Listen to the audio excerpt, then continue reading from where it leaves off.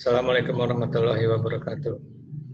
Penjelasan tentang bank syariah.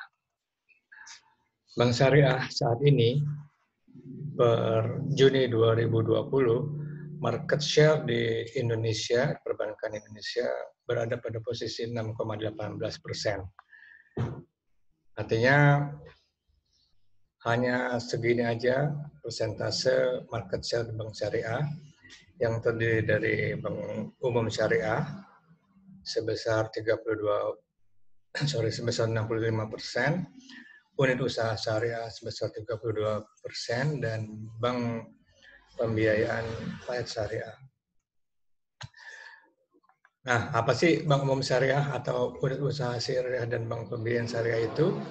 Kalau bank umum syariah itu adalah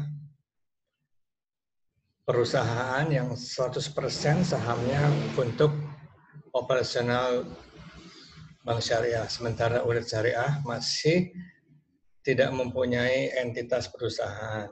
Dia masih merupakan unit usaha dari bank umum. Sementara bank BPRS entitasnya sama dengan bank umum syariah, 100% untuk operasional bank syariah.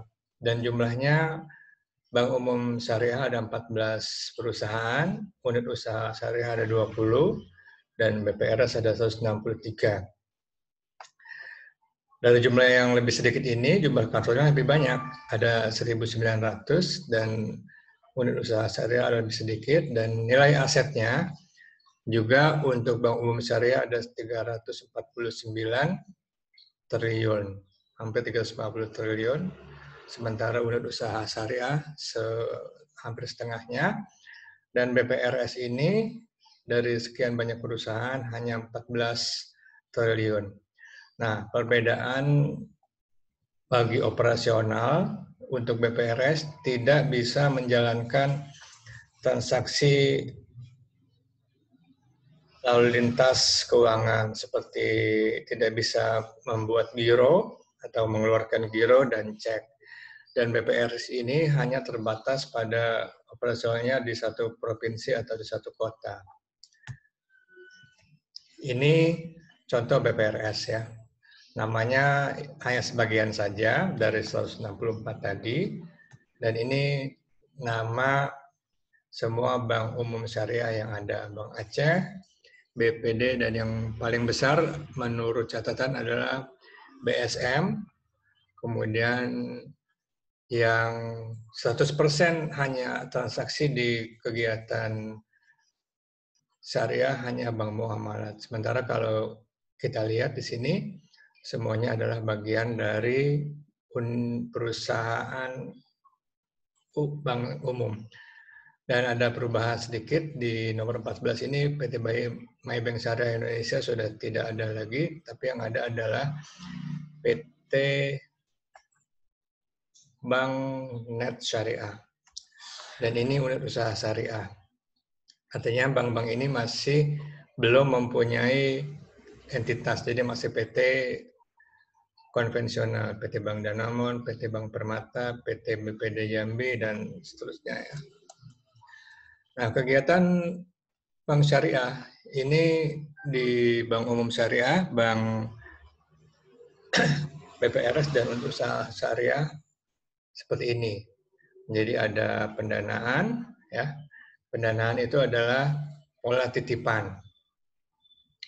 Jadi nasabah menitipkan dananya di bank syariah dengan akad, ya, ada akad, ada produk.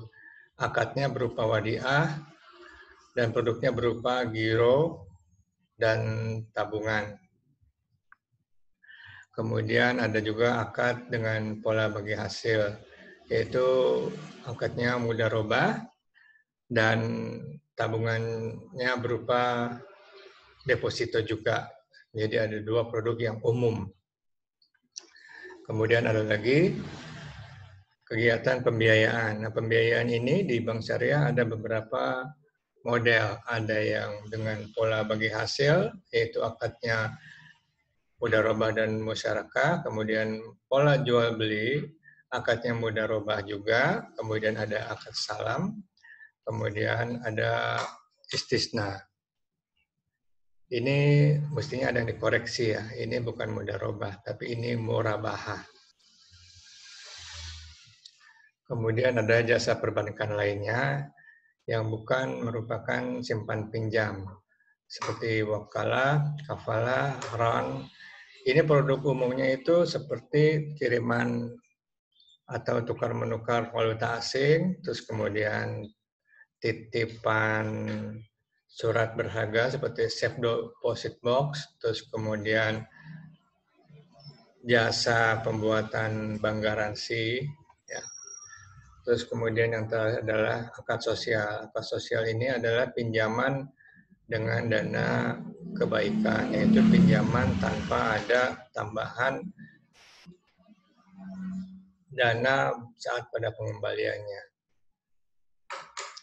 Nah, di mana peran DSN MUI? DSN MUI adalah memastikan bahwa semua kegiatan yang ada di Bank Syariah ini patuh dengan aturan syariah.